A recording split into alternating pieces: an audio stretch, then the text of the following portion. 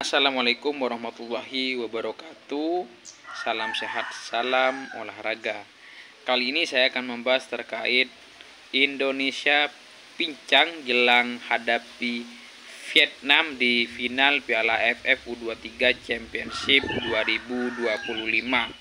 Ya, seperti kita ketahui, timnas kita Garuda Muda berhasil lolos ke final Piala AFF atau dua kali back to back secara beruntun setelah musim Piala AFF tahun 2023. Indonesia masuk ke final dan berhadapan dengan Vietnam juga. Indonesia kalah lewat adu penalti.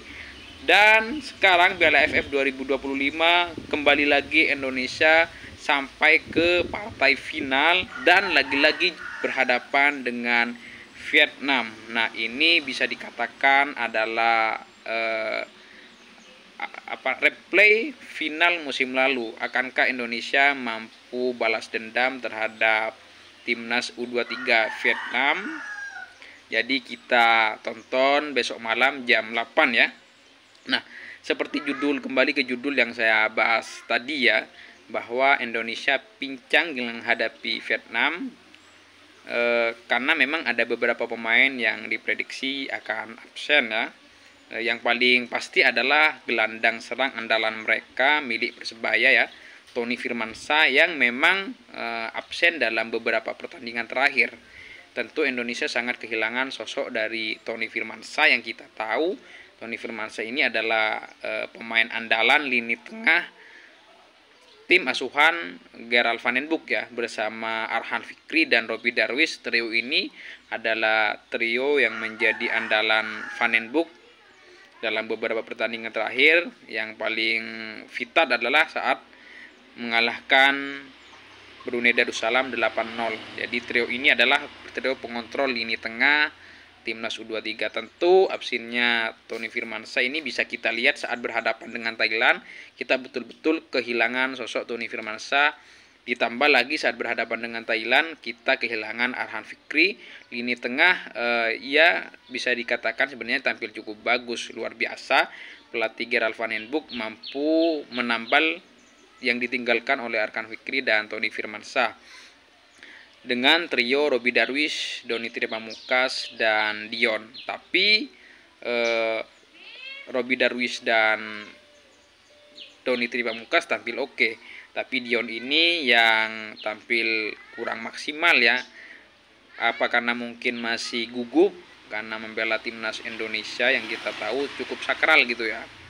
Nah, berhadapan dengan Vietnam yang paling pasti, saya ulangi, Tony Firmansyah ini akan absen. Dan kita juga masih menunggu kabar dari Jens Revan dan Arhan Fikri yang ya kalau mereka absen ini tambah mengurangi kekuatan timnas Indonesia ya. Karena Jens Revan sudah membukukan 7 gol, striker andalan timnas Indonesia ya, milik Bali United ini ya, yang tampil cukup luar biasa ya.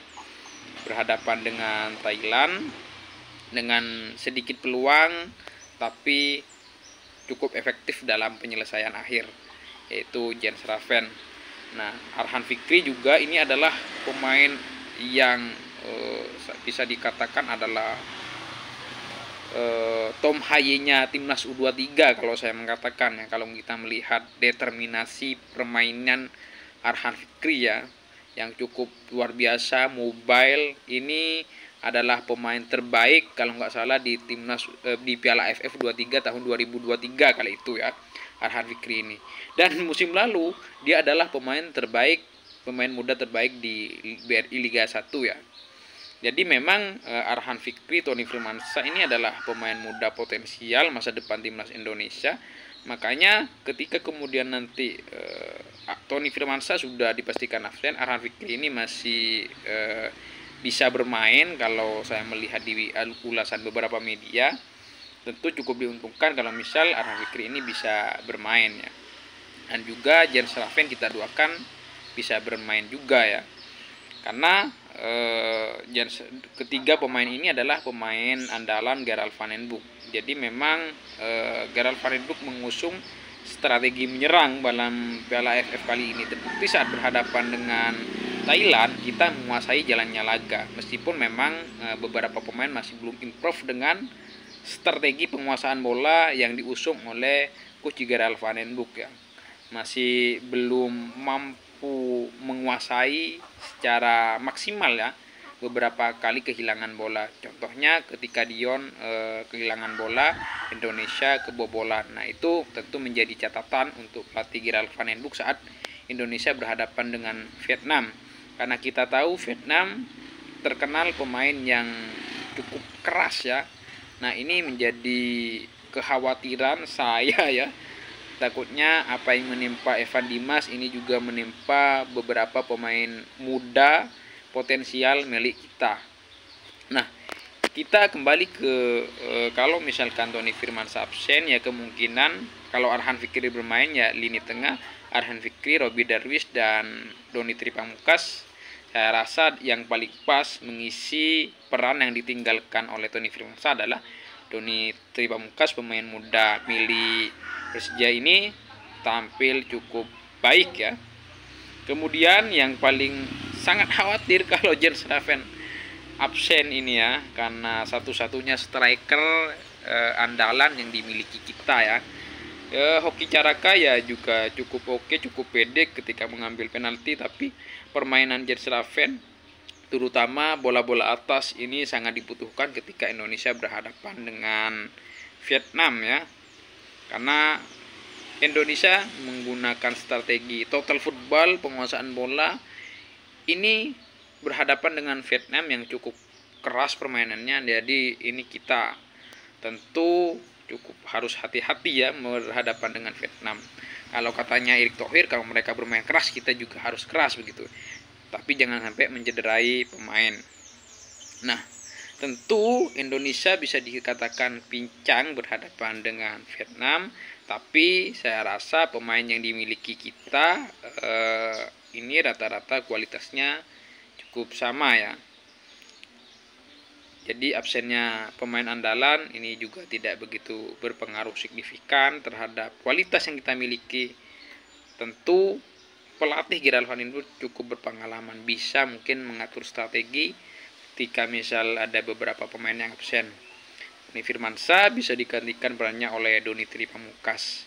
Arhan Fikri mungkin saja juga sudah bisa bermain ya, pemain muda Tom Hayi-nya Timnas U23 saya katakan, dan Robby Darwish yang memang tampil cukup oke ya.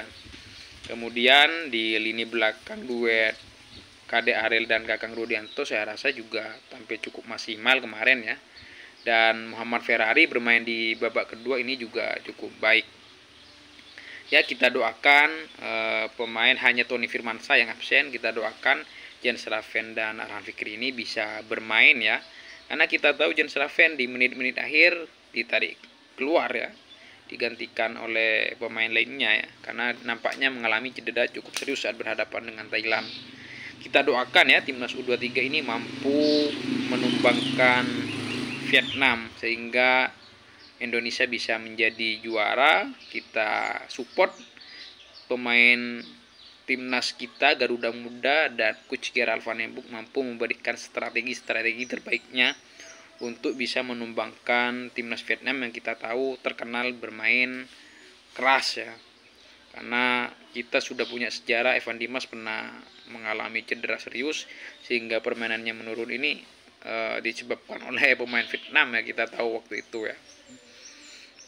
Jadi ya kalau menurut saya memang Gerald Van den Broek ini tidak akan jauh-jauh formasinya, sama ya dengan yang saat berhadapan dengan Vietnam dan yang digunakan dalam pertandingan di fase grup.